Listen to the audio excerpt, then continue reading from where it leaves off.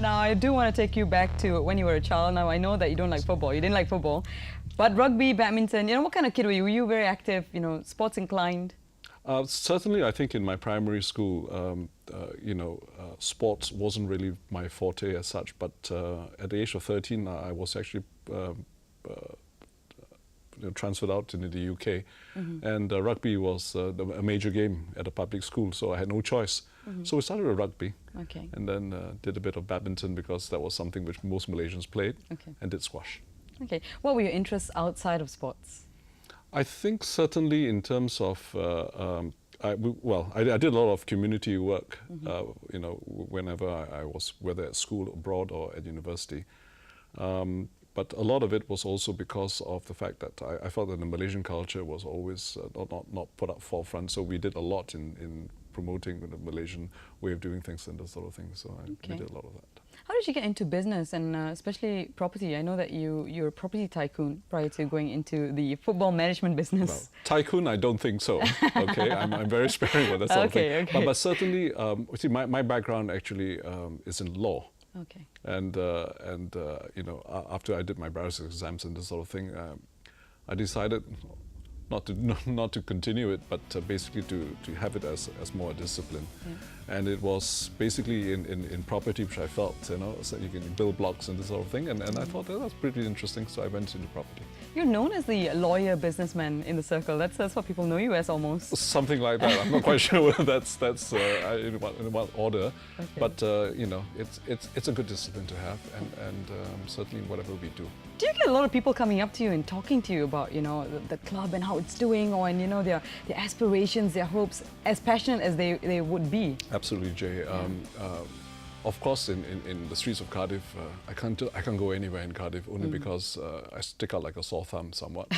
A lot of people are very warm towards our investment, our commitment to the club. People will love to give us their views and this sort of thing, but a lot of them just feel that, thank God,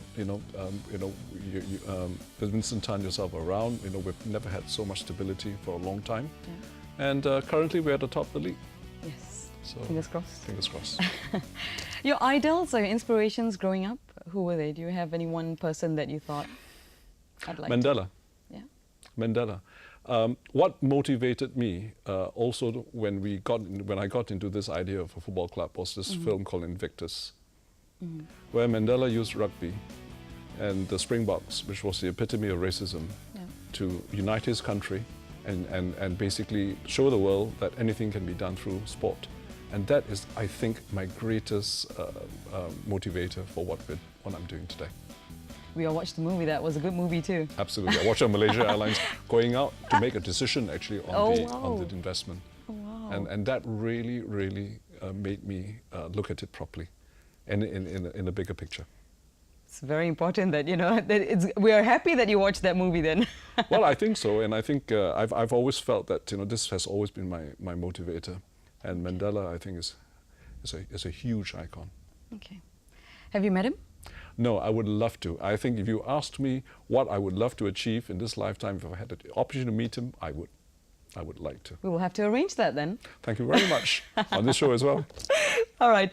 Now let's talk about Datoship. It's similar to the British knighthood. How did you feel when you first heard that you were going to be, honoured with that title? Well, first of all, I wondered, I'm very, very low-key when it comes to this sort of thing, and this was awarded to me because of some work I did in Negeri Sembilan. We did a lot of work for the handicapped and for the underprivileged and for homes. And the late Tuanku Jafar actually was the one who had given that to me. It was an honour, obviously, it was a privilege. I'm thinking that you're more a philanthropist than you are a businessman, as I'm speaking to you. I think you wear two hats, and those two big hats are a philanthropist and a businessman. Well, I think you have to coexist in that manner because I am proud to have had an education, a proper education, which I can then adapt to, and the opportunity put forward. I would really like to have this shared, with the younger people as well, because I think there's so much, for instance, football can do, sports can do to switch on a youngster. And that can change a life of a person. It's not the money. It is actually the giving the environment. You know, just recently we had 50 fellow kids out in Cardiff. Some of them had never owned a passport. Neither have they ever flown in an aeroplane. They flew the A380, for goodness sake. Wow. Got into a -1 situation, but they were out on the pitch. And I tell you, they've just returned. Yeah. They've just returned. And before and after, two different things. Two different things. And if that is what life is all about, I'm all for it. Wow. Let's speak about your son Nicholas and you know the real reason why you started looking at football in a whole different Sure. view. Coming from a Chinese family, Sure. usually the parents would go study, study, study, and then you know make money, make money, make money. And he came out there and said, "I want to be a footballer." What was your reaction? I think because this I attribute wholly to my wife's great upbringing with my children. The fact that we're open-minded, the fact that, look, do it when you're young, especially in football, you know, and don't ever regret not taking the shot. Yeah. I think as parents, we try and give as much as we can within certain guidelines, but I felt that football, if it switches him on, if he's passionate about it, go all the way. What do you remember about watching him play his first real competitive match? Well, funny enough, now that I'm into football and I look back at it, I really felt that this boy was absolutely focused and thinking about only the few matches I actually watched him play, he played with his passion, and I tell you that's tremendous because I can see that in football today. Let's talk about your wife and how she's also very involved in the football world. She Sure. does the grassroots developments here That's in right. Malaysia. Yes. And again, football runs in the family, Yes. whether you like it or not. Yes, it's almost an 18-hour Yeah. journey, you know, sometimes.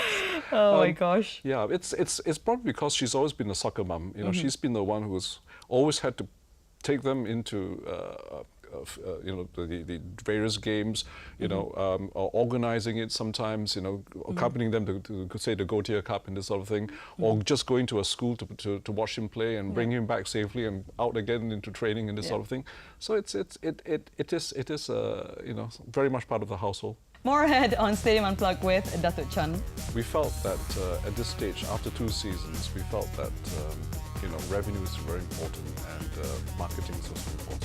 What's in your heart will never ever be taken away from you.